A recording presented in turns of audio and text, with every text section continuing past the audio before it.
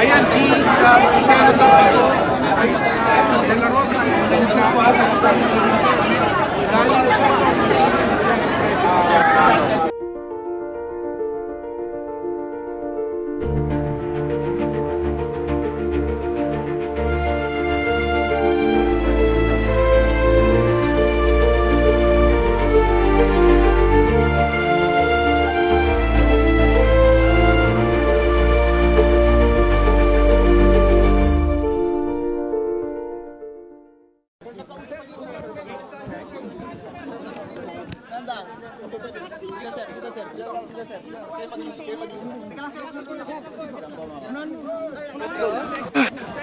Secretary, your guidance to the chief to NCRPO. Stand down. Secretary John Victoria. Everybody stand down. Kanina, tinanong ng kasama natin si Moniz Umali kung nasa loob ba ng Senado si Senator Bato de la Rosa.